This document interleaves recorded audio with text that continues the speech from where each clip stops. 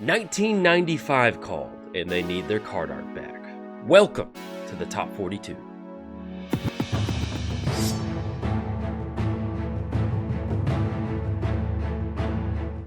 Welcome to the Theros Beyond Death Top 42 Commander cards to be on the lookout for. I didn't know what to name this series. It's not a power ranking. It's not the top 10. Basically, just when a new set releases, I go through the set and I figure out which cards I want to incorporate into my Commander decks. And this is what this video turned into. So basically, I found 42 cards that if you're a Commander player, you should be on the lookout for. These are, let's say I'm covering the top white cards. These shouldn't go in every single white card. Basically, I'm just looking at the top 40 playable cards coming out of the most recent set, and especially with the pre-release coming up and the new set releasing, you may want to keep your eyes out for some of these cards. But the way I'm going to be doing this video, we're going in Wooburg order. It's going to be white, blue, black, red, green, multicolored, and then artifacts. So if you're not a fan of white, or if you want to skip to black or something like that, if you slide the, I should have a little accent piece for each color that we're talking about, so that way if you want to slide the little video bar, you'll be able to kind of go to where you need to go and figure out what color you want. But let's go and get it started. We've got 42 cards to cover. So we're going to be starting off with white, and what I'm doing is basically just kind of ranking them for each color from about, generic all the way up to this is a very good card. So very loose power rankings, basically. If I missed a card, if there's something you're really excited about, hop in the comments, let me know. This is an opinion-based list, so there's something that I may have missed because it doesn't appeal to a certain playstyle. So if there's something that you're mad about that's not on the list, very kindly put it in the comments below. That way other people can see it. But let's get started with white. So we have Daxos Blessed by the Sun. Nothing too crazy here. We do have a life gain enter the battlefield creature that does have a little bit of devotion on the back end. So if you want to make it a little bit of kind of, a beater creature, you certainly can. But for the most part, this is going to be your extra enter the battlefield creature. It's going to go great into decks like Darien, or pretty much anything that cares about gaining life, something like Trostani. Just the fact that it's going to be able to stick around as you get more and more devotion going, that is just a nice plus. But with it being double white, you're going to have to kind of watch what decks it goes into. But it's always nice to have an effect like that. The next one is going to be the Birth of Meletis.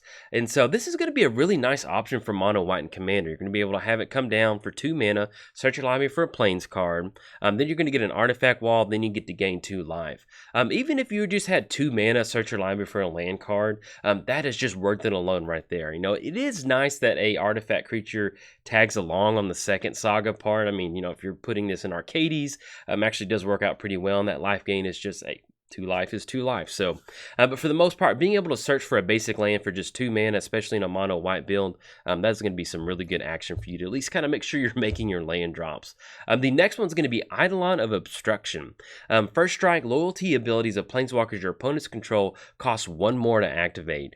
This is kind of one of the first times we're seeing this stacks effect that can affect your opponent's planeswalkers. So let's say you're tired of your buddy playing his Super Friends deck at the local gaming store. You can slot this into your stack, your Hate Bears deck, and you've got a way to kind of interact with, most of the time they're probably, if they're going infinite with planeswalkers, they might have that mana to pay for it. But there's a lot of times where it is very, very hard for your Super Friends opponent to do everything that they need to do in a turn to make sure they can protect their planeswalkers and go for all those activations. So simply just getting down Eidolon of Obstruction is going to make their game plan just a little bit more difficult, which should hopefully give you enough time to kind of keep those planeswalkers off the battlefield. But pretty cool to see an effect like this. Is kind of the first, white always has a lot of stacks effects or ways that interact with their opponent's creatures. So to have it interact with the abilities of planeswalkers, that's a pretty cool thing. The other card's going to be Archon of Sun's Grace. If you are building an Enchantress deck, this goes in every single Enchantress deck that is running white. This is a just kind of, not necessarily win on its own card, but it gives you an instant board state. So you have Sun's Grace come down, flying in lifelink. It kind of acts like a tribal lord in that Pegasus creatures you control have lifelink, so you're getting a little bit of a Pegasus bonus, which loosely considered that way, but it has Constellation. So whenever an enchantment enters the battlefield under your control, create a 2/2 white Pegasus creature token with flying. It's got a great body. It's a 3/4, so you're going to be able to dodge a lot of those 3 damage effects from -3/-3. Simply just being able to get a 2-for-1 off what you're normally doing. That's what makes Enchantress so good. So if you've never built an Enchantress deck, the thing that makes it work is you have so much overlapping value. You're trying to get your enchantments down, you have your Enchantress pieces that allow you to go for some card draw. This is going to allow you to build up a nice board state. Let's say we get Sons of Grace down, you start casting your 1 mana, 2 mana auras, general 3 mana stuff, whatever enchantment you're trying to cast. Just being able to get those extra 2/2 Pegasus tokens with flying is going to be a very nice effect, because if you're building a good commander deck, getting a 2-for-1 or a 3-for-1 off your spells is pretty much going to be a good way to win the game. So definitely going to slot into any Enchantress deck that has white, just simply because it allows you to rebound from a board wipe, which is such a nice feeling. And the last card in white is going to be Heliod's Intervention.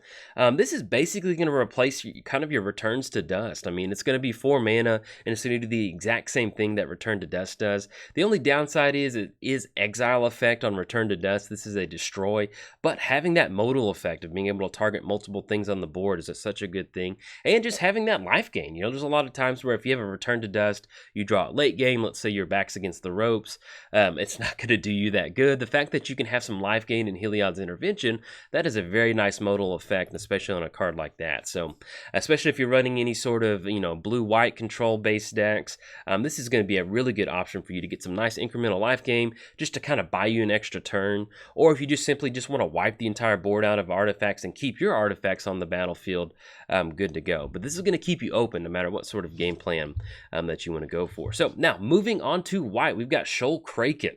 Whenever an enchantment enters the battlefield under your control, draw a card. If you do, discard a card. So this is kind of the first time we're seeing a blue Enchantress piece. It's not the best. It is 5 mana. It is a 3/5. But the fact that we just have another piece that allows you to cash in a card, it's a card filtering option, because you still have to discard, but simply just keeping your hand moving is such a good thing in Commander. So kind of the first time we're seeing this in blue, really nice to see it. And like I mentioned, if you're running Bant Enchantress, this is going to be a great way for you to kind of filter through some of your card advantage. It is a little clunky at 5 mana, but let's say that you've gotten down some of your early Enchantress pieces, you got hit with the board wipe. This is a perfectly fine 4th or 5th copy in your Enchantress deck to make sure you can kind of keep that card advantage going, because that's what makes it so good. And I didn't mention this at the beginning of the video, but most of this video will be kind of covering Enchantress stuff. There's a lot of great Enchantress pieces, and it's just we're on an enchantment set. So I mean, there's just kind of like if we're on an artifact set, there'd be a lot of good artifact sets, cards that we'd be talking about, but it's going to be a very heavy Enchantress build. So moving on from Shoal, we have Thassa's Oracle. This is, not really going to see it too much in casual, but you can use this in competitive. Commanders can enter the battlefield. If you're using it for its honest cost, it's actually not that bad. If you're building like a mono blue devotion deck or something like that, look at the top X cards of your library, where X is your devotion to blue. Put 1 in your hand and then the rest on the bottom of your library. In a random order. If X is greater or equal to the number of cards in your library, you win the game. So there's different ways you can do this. It's kind of like Laboratory Maniac 2.0. You can have this enter the battlefield. Let's say that you're playing Simic. You can Tooth and Nail for Leveler and Thassa's Oracle. Make sure you stack the triggers correctly. Whatever you want to be doing with Thassa, whether it's just a nice little enter the battlefield kind of dig through time effect, or if you actually want to use it to close the game out, whatever that may be, simply just kind of having that modal effect of a win condition and card advantage is what makes it so good for Commander. So I don't know what decks I'm going to be putting it into, but I don't know, it's pretty cool. It's just one of those things where I saw that card when they released it. I'm like, okay, yeah, I kind of like that. We'll find a home for it somewhere. So outside of that, we have Thassa's Intervention. Just like Heliod's Intervention, we're going to be looking at the top X cards of your library, put 2 in your hand, rest on the bottom, still getting that nice dig through time effect, which is a very important Commander. And then you also have the modal counterspell effect.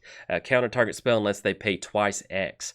There's going to be a lot of times where you just do this for 3 and you're going to be able to counter a spell. There's a lot of times in Commander where people completely tap out. So the fact that you can hold back a blue kind of tap all your mana out and get some really nice card advantage, or use it as a counter spell, is a very, very nice effect. Any sort of blue-based control deck, anything blue-red spell slinger, blue tempo, whatever you're trying to build, this is definitely going to be able to find a slot in one of your decks. Just simply having dig through time and a counter spell on the same card. That is exactly what you're trying to be doing in Commander, and this will probably be the card that gets updated the most. I tend to run a lot of ramp decks that care about going for some really nice card advantage, and can't wait to find some homes for this card. It's going to be pretty good.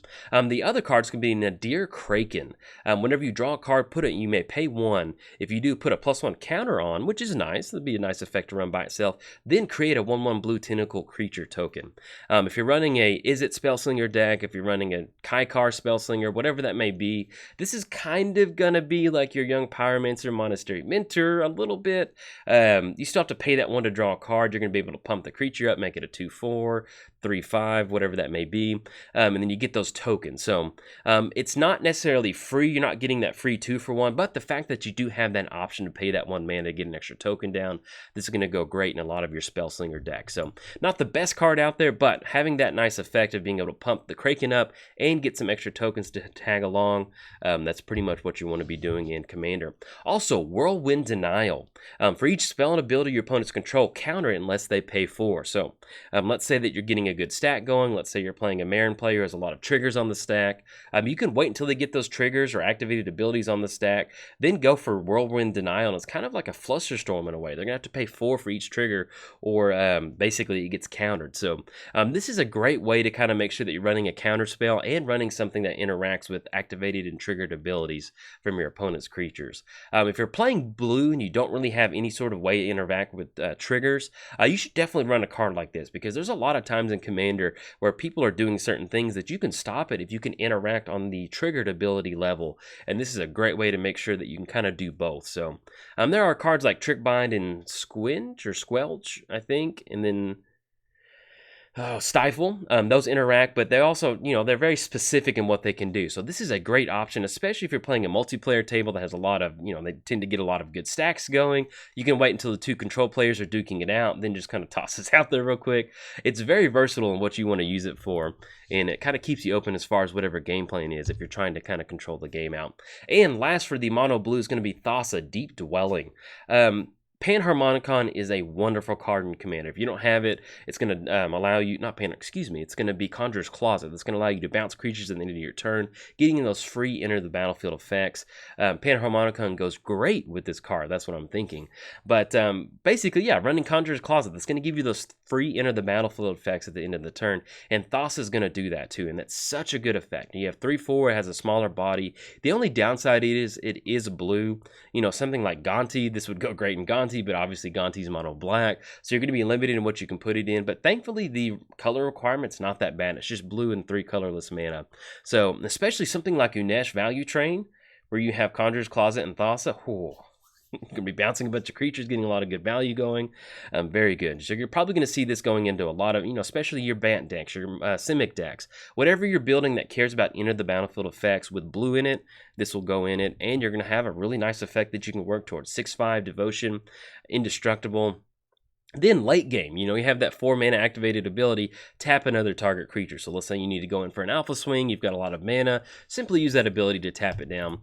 Very good creature, you're going to get a lot of uses out of it. And if you're running into the battlefield blue, make sure that you do put it in there, because it is very good. So moving on to black, we have Pharika's Libation. Choose 1, target opponent sacrifices a creature. That is a nice effect for 3 mana instant speed. Then target opponent sacrifices an enchantment. So this is good. You have mono black way to deal with an enchantment. There are some other things out there that you can deal with enchantments in mono black. They tend to be sacrifice a creature and then do this, and it's going to cost you a lot of resources. So to have this card kind of interact between a sacrifice a creature or an enchantment way, it is very nice. Typically, if you're trying to deal with an enchantment, that opponent's going to have more than one. So as far as how good it's going to be, we'll kind of see how that plays out. But if you're worried about enchantments in your play group, hey, you have a way to kind of deal with them and at least force a player, let's say it's early in the game and you force somebody to sacrifice a Phyrexian Arena, or you want to get rid of a Ristic Study, and that's going to be good. As the game goes on and more people get enchantments, it's going to be a little rough to make sure that they're getting rid of the best enchantment,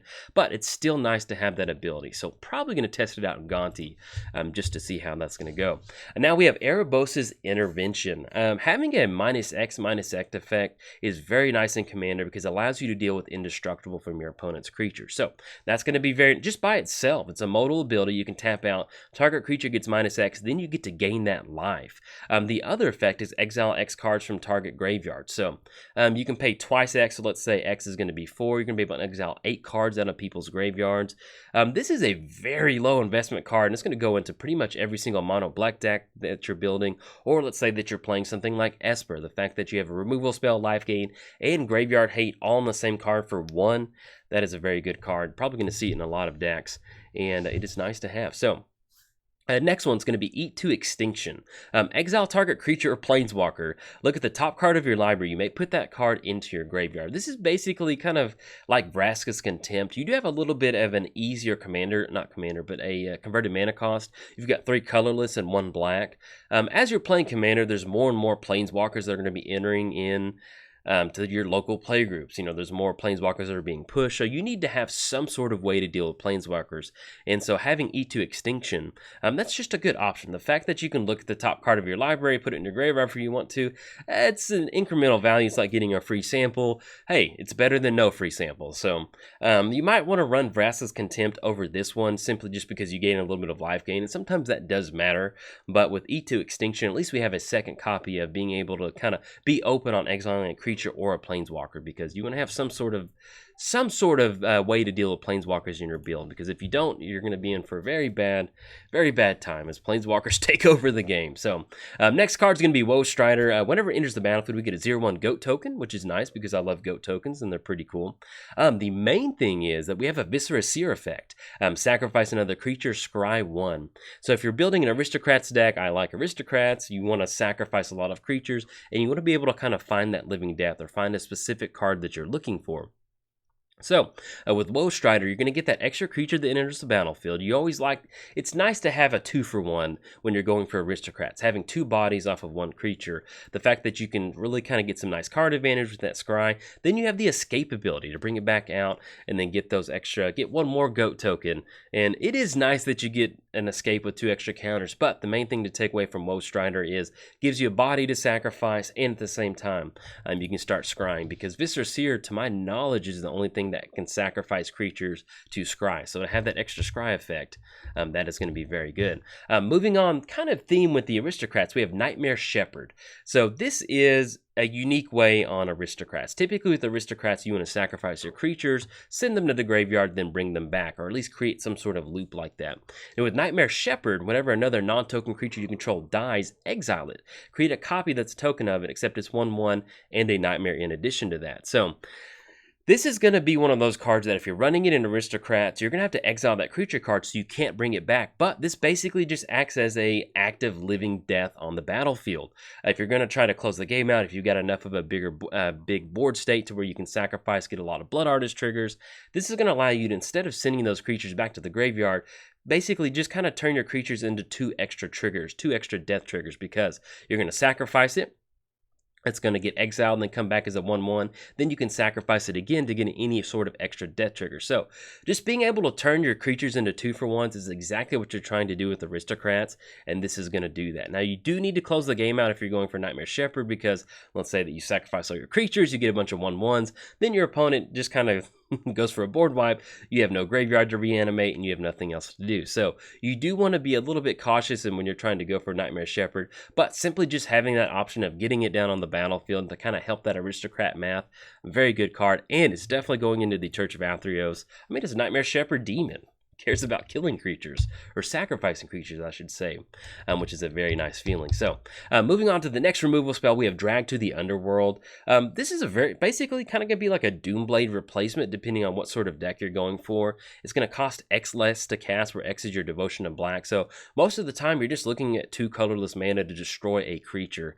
A lot of your good older black spells tend to destroy target non-black or non-artifact creature, and so you have some cheap cost on these cards, but you have this weird requirement to where you can't target black creatures. So having this option to, toss this into Gonti, toss this any sort of control shell to where you're just going to have at least 2 devotion. Simply being able to get rid of a creature, no matter what sort of creature it is, for 2 colorless mana, that's exactly what you're going to be doing. And last for the mono black cards, it's going to be Erebos, Bleak Hearted. So indestructible, devotion 5 turns into a creature. Then whenever another creature you control dies, you may pay 2 life. If you do draw a card, 2 mana activated ability, sacrifice a creature, target target creature gets -2/-1 until end of turn. That activated ability is going to be very nice. It's going to complicate your opponent's combat step. You can use that to sacrifice some creatures, get some card advantage to pay that 2 life, and really kind of ruin their day, or just simply just use it as spot removal. If you're new to Magic, one of the things about it may seem a lot to whenever a creature dies, pay 2 life to draw a card. Do it. Be aggressive with your life total. You're playing some sort of black base deck.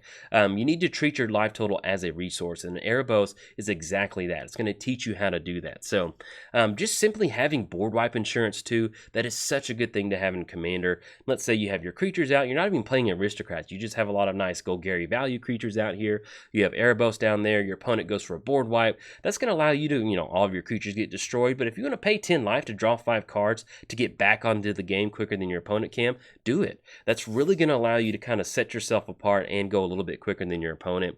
And as long as you win the game at 1 life, that's all that matters. So it is very nice to have a mono black effect that cares about sacrificing a creature with removal and having some board wipe insurance. That's really going to allow you to kind of push your game plan. So moving on to red, we have NYX. I think this is how you say it, Hearted in the Forge.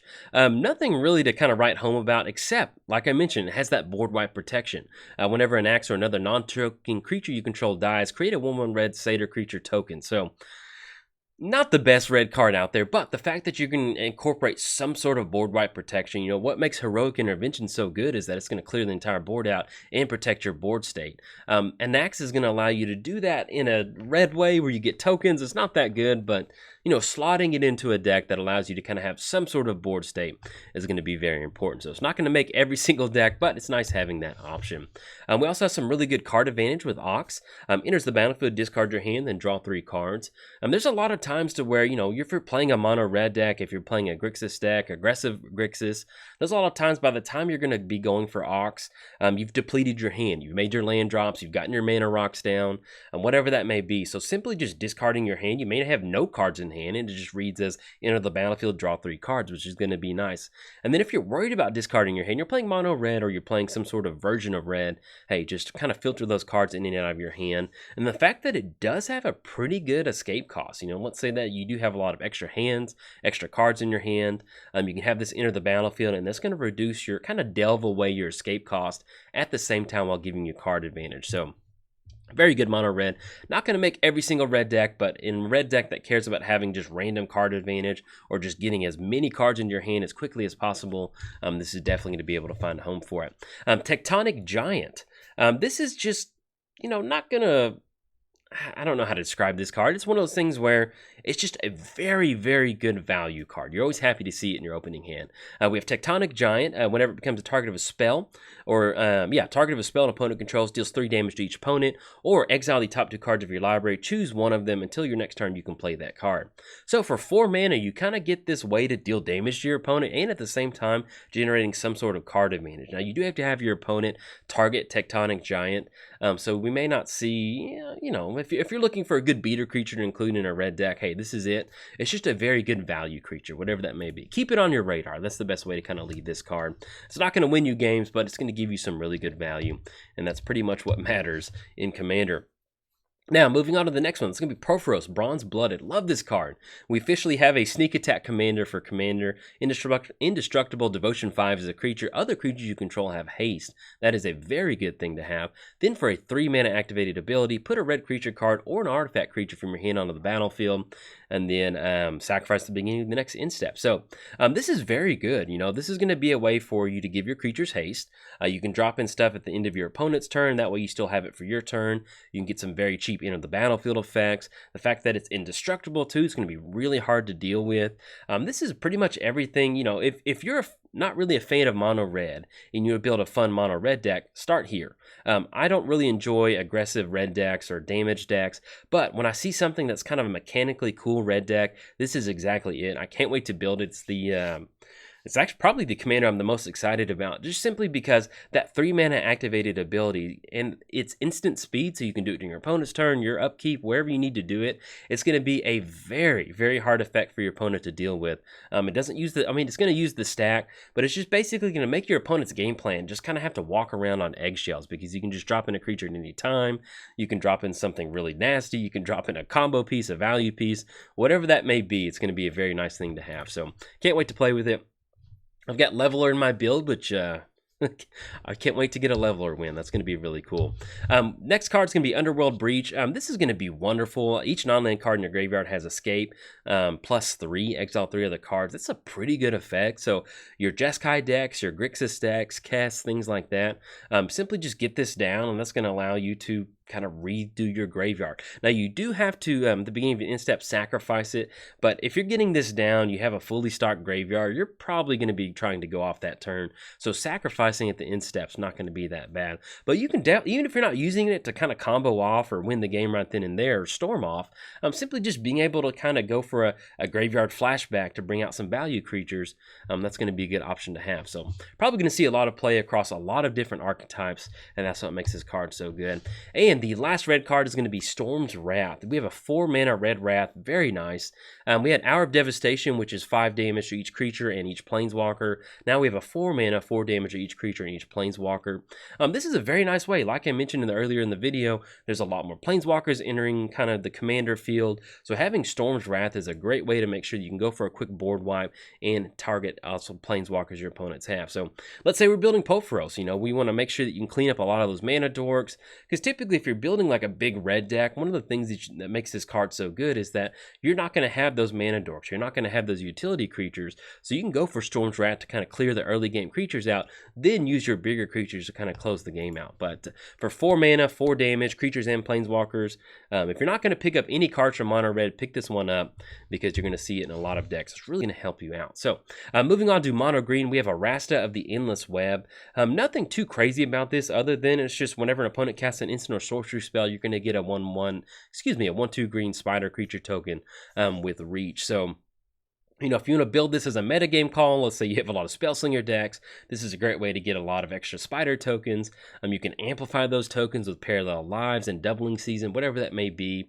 But if you you can kind of build like a mono green control deck, to where if you do get based against some sort of blue based deck where they're casting a lot of instant or sorceries, you're going to be able to get some really nice spider tokens. Moving on from a Rasta, we do have Nigellas Intervention. So choose one, search your library for up to X target land cards, reveal them, put them into your hand, then shuffle your library. Then it deals twice X damage to each creature with flying. So if you're new to Magic, mono green has this weird way of dealing with flying creatures. I don't know, it's pretty cool. So you have a way to kind of wipe the board. Let's say you have a lot of Kaikar players in your area.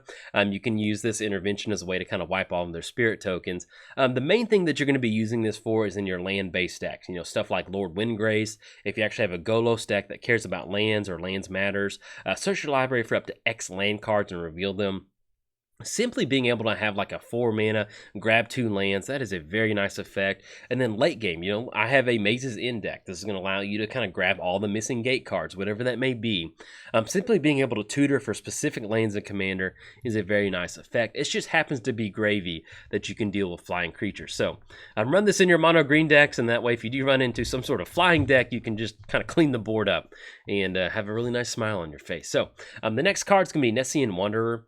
Like I mentioned at the beginning of the video, a lot of really good Enchantress pieces in here. Whenever an enchantment enters the battlefield, look at the top 3 cards of your library, put a land card from them into your hand, the rest on the bottom of your library in a random order. So the good thing about this card is it's not necessarily card advantage, but you get to look at the top 3 cards of your library and grab a land card. You're going to be able to keep making your land drop turn after turn.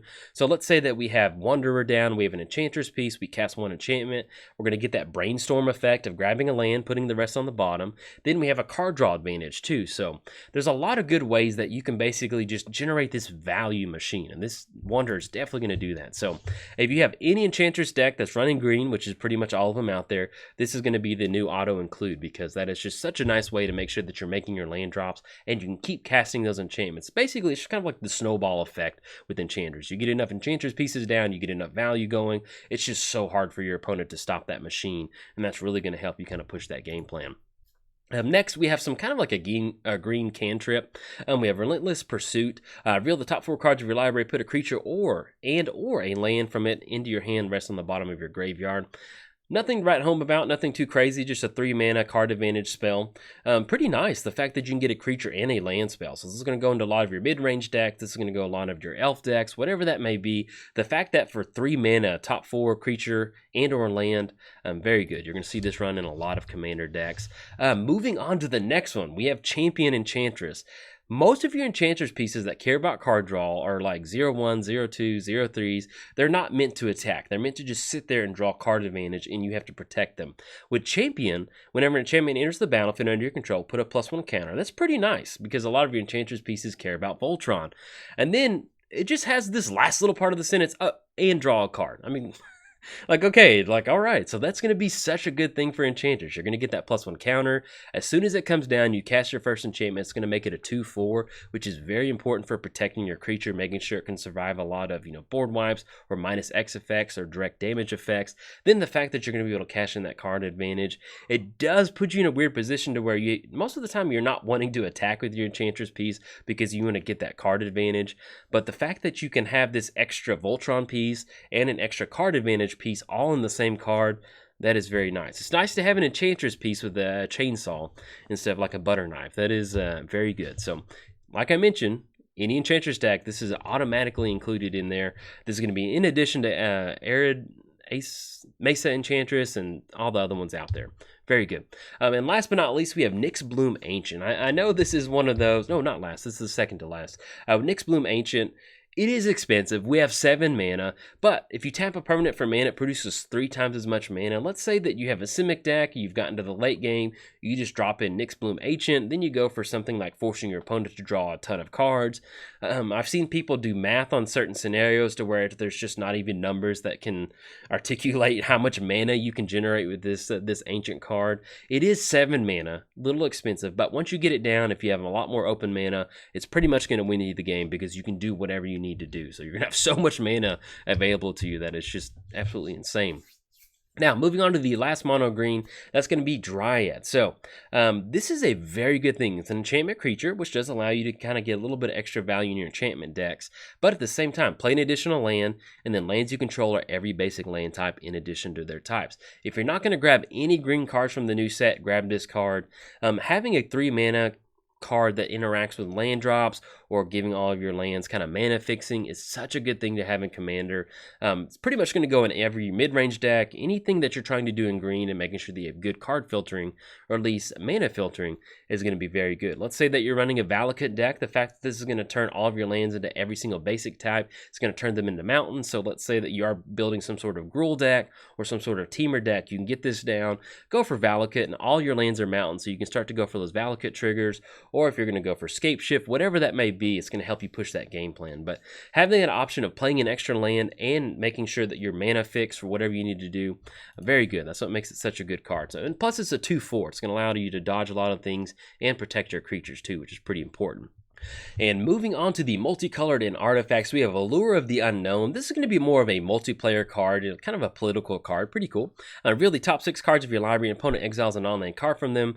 Put the rest in your hand. Then the opponent gets to cast that without paying its mana cost. So let's say somebody's been trying to run the table. You go for Allure of the Unknown with your buddy at the table or your support partner for the game, whatever that may be. Allure of the Unknown is going to be a great way to kind of make sure the game goes in a weird way. You're playing Commander. You're going to have some sort of weird political aspect to it, and that's good for that. It's probably not going to be that good in 1v1 Commander because you're giving your opponent pick of the litter, so you're probably not going to see it in any of my decks. But if you're a multiplayer Commander, you play at your local gaming store, toss this in one of your Rakdos decks. It's going to be a lot of fun.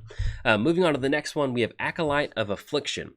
This is going to be a nice Eternal Witness effect, or the Golgari Fine Broker, I think that's what it's called. Whenever Acolyte enters the battlefield, you put the top 2 cards of your library in your graveyard. It's nice to have that mill effect, then return a permanent card from your graveyard to your hand. So this does have a easier mana cost. Instead of being double black, double green, you have 2 colorless, black, green, mill, and then bring something back. So you're not going to be able to bring back, instant or sorceries, but if you're playing Golgari, you care about the graveyard, bringing back a creature, bringing back a planeswalker or a land. Those are all going to be great things that you can go for. At the very least, this is going to be Acolyte. Get this down for 4 mana, mill a land, bring it back to your hand to make a land drop. If not, you can use use it late game to grab a good creature to help you close the game out. It's just going to keep you open, and that's exactly what Golgari wants to do. So this could basically probably replace those Fine Brokers, just because that double black, double green is a little hard to get that going sometimes. Next, we have the Atropia. Might be wrong. The twice favored. I'm horrible with pronunciations. It's just nice to see a Simic Enchantress piece. You know, this is going to go into your Bant decks, of course, but building kind of like a Simic Enchantress sounds like a lot of fun. Whenever enchantment enters the battlefield, put a +1 counter on target creature. Then target creature gains flying until end of turn. So it's kind of like this weird... You know, you have that Simic ability of putting counters on creatures. You're going to have these auras that's going to gain flying, so it kind of feels like you're dealing with Simic on Ravnica. Whatever that is, it's just going to be a fun deck to build. I can't wait to build it. And the fact that you can kind of... I mean, there's a lot of times to where, even if you're just building like value Enchantress, you're not necessarily going full out Voltron, just simply putting a counter on a creature and giving it flying is going to be a really good way for you to kind of threaten your opponent's life total. Deal with a lot of threats at the table, deal with planeswalkers. There's a lot of times where flying creatures just kind of go unchecked sometimes, or simply being able to kind of spread it out. You know, let's say you're getting multiple enchantments down a turn, multiple creatures with flying, multiple creatures with counters. You're in the Simic option to where you can go infinite with counters. There's a lot of things that you can do, and it's really cool to have this stapled all into one commander. So they did a really good job of kind of capturing an Enchantress piece and a Simic piece all in one. Like the card. Very wonderful. Up next, we have a Euro. Euro, I think that's how you say it. Whenever it enters the battlefield, sacrifice unless it's escaped. Enters the battlefield or attacks, gain 3 life, draw a card, then put a land onto the battlefield. For 3 mana, you would run this anyway if it was like a sorcery. Because, yeah, just imagine. You lose 3 life. Treat this as an instant or sorcery, or treat it as a sorcery. So you have it enter the battlefield, you gain 3 life, draw a card, put a land onto the battlefield. That's a very, very nice effect by itself. Then the fact that you can escape it out of the graveyard, have a 6/6 beater, you have a giant, very good card. You just run it alone for just the 3 ability, because that's some really good Simic action right there. So coming up next, we have Calyx, Destiny's Hand. This is going to be your next Enchantress piece that really allows you to kind of filter through stuff. So you have the +1, look at the top 4 cards of your library, reveal enchantment, put the rest on the bottom. This is basically just going to slot into your Enchantress decks again. We have an Enchantress Planeswalker now outside of Estrid, so at least something that cares about just generating value. That -7, return all enchantment cards from your graveyard to the battlefield. I mean, if you want to build like a Calyx graveyard enchantment deck, I mean, you could build you could almost build like this Carador, or I don't know what would be the best commander, but you could definitely build some sort of Obzon, you know, reanimate artifacts or enchantment, not artifacts, but enchantments. So it'd be a very good option to have that. So just a very good general enchantment Planeswalker. Not a whole lot to talk about other than, hey, this is a very good card. Keep it in mind. Next, we have Siona, Captain. Enters the battlefield, look at the top 7 cards, which is a very nice way to kind of dig deep into your library, especially if you have some sort of way to kind of flicker her. Reveal an aura card from among them, put them into your hand, the rest on the bottom of your library in a random order. Then whenever an aura you control becomes attached to a creature, create a 1/1 white human soldier creature token. So you're going to get that nice kind of 2-for-1 effect. You're going to get that token on the battlefield, and then whenever she enters the battlefield, you're going to be able to kind of grab whatever sort of aura you need to go for. So let's say you want to build this deck, toss in Conjurer's Closet. That's going to allow you to bounce her every single turn. Look at the top 7 cards of your library. I guarantee you, if you're looking for any specific aura, the fact that you bounce her a couple different turns, you're definitely going to be able to dig 7 cards deeper into your library and find exactly what you're looking for. So very good Enchantress piece. Moving on, we have God of Destiny. Indestructible, devotion, red and green, 7 turns into a creature. Then at the beginning of your pre-combat main phase, exile target card from a graveyard. If it's a land card, add red or green to your mana pool. Otherwise, you gain 2 life and deal 2 damage to each opponent. This is just going to be a universally good red-green card. I mean, you get this down for 3. It's almost, you can just get it off to the side, set it and forget it, like a rotisserie chicken. And then you're going to get that extra mana during your main phase, or you can gain 2 life and deal 2 damage to each opponent. This is a very low investment card that's going to give you a lot of value as the game goes on. So there's going to be a lot of fetch lands in Commander. There's going to be a lot of things that you want to exile out of your graveyard. This is no matter what sort of deck that you're building. You know, if you're building a Jund deck, Control, if you are playing Lord Windgrace, if you're building Omnath, Locus of Rage, whatever you're doing, this is going to slot really well in there if it has red-green, simply just because it gives you value as the game goes on. Then it turns into a 4/5 creature that's indestructible. So very good card. Highly recommend working this into your decks. Then we also have Dalekos, Crafter of Wonders. We have a kind of like this Is It Artificer. You know, add 2 mana to your mana pool. You can use that mana to cast artifacts or go for activated abilities or artifacts. Then, equip creatures you control have flying and haste. This is one of those effects that is pretty much going to get slotted into any sort of artifact that you're working in, artifact deck that you're working with, especially in Is It one, because it is It colors. Just simply having that Soul Ring effect on a creature and getting that equip creatures you control have flying and haste, that is a very good thing to have. I can't wait to build it. I don't know exactly where I'm taking Dalekos yet, but this is going to be just a very good universal card for any sort of Is It based artifact deck, which Wizards has shown they're doing a lot of support for in the sets coming. You know, for a long time there was just very clunky Is It artifact commanders out there, and they're slowly working towards building a lot of good stuff in there. So this is basically going to be a foundation piece for any sort of Is It artifact deck that you're looking to build. Now, moving on to the artifacts, we have Shadow Spear. This is a very good piece of equipment. Equipped creatures you control get +1/+1 and equipped creature control get +1/+1 and trample and lifelink.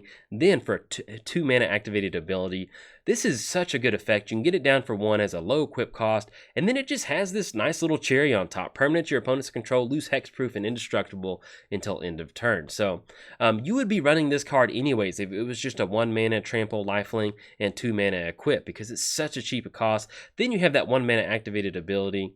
Toss this into any sort of Voltron deck, or really just toss it into a universal deck. You know, you're going to be able to make sure that your opponents kind of get rid of that indestructible and hexproof, which is a very nice thing to have in Commander, because it turns your opponent's one-sided board state into the same board state that you control a little bit better. So definitely it's going to go into your Voltron decks, or simply just be a nice value piece in a lot of your decks going forward. The next enchantment, or excuse me, the next artifact is going to be Altar of the Pantheon. That's going to give you some extra devotion, and you get some life gain if you get a god, demigod, or a legendary enchantment. Nice to incorporate. It's going to be included into a lot of your devotion decks, so not much else to say about it other than it's a very good mana rock. And last but not least, we have Nyx Lotus. So enters the battlefield tap, choose a color, add an amount equal to that devotion to that color. It is a downside that does enter the battlefield tap. That's a little bit of a bummer, but the fact that it doesn't enter the battlefield and you have to choose a color. The fact that you can just, you know, let's say that you're not necessarily building a mono devotion deck, but you're building a Gary deck. Most of this time, this is going to tap late game. You're going to be able to tap 3, 4, 5, 6 mana, which is going to be a little bit better than a Gilded Lotus. And if you are building a devotion deck, let's say you're playing mono Black Gonti or something like that, you're going to choose black every single turn. You're going to be able to generate a ton of mana. So this is a little clunky. Let's say you get hit with a board wipe, whatever that may be, you're not going to have that devotion anymore. So you do need to be careful with Nyx Lotus. Run it in addition to other mana rocks. Don't let this be your fourth mana rock, or your 4-drop mana rock, because if you get into a scenario where your board site got cleared, you're not going to be able to bounce back. But run this in addition to your normal ramp package, and you're going to be a very happy Commander player, because you're going to be able to generate a ton of value. But that's going to bring us to the end of the video. Hope you enjoyed the top 42. This is kind of the first time that I've done a top 42, and so, or at least the top Commander cards from the set. So if there's any cards that I missed, please hop in the comments, let them know. People watch these videos to kind of get ideas for their decks or look for cards that they can go for. And but yeah, I will see you in the next video. Hope you're excited about some new Theros commanders. I'll be working this weekend on those, so look out for it here on this channel for new commanders, and look out for my channel for some of the new commanders to come out. So have a good weekend and good luck at your pre-release. All right, bye.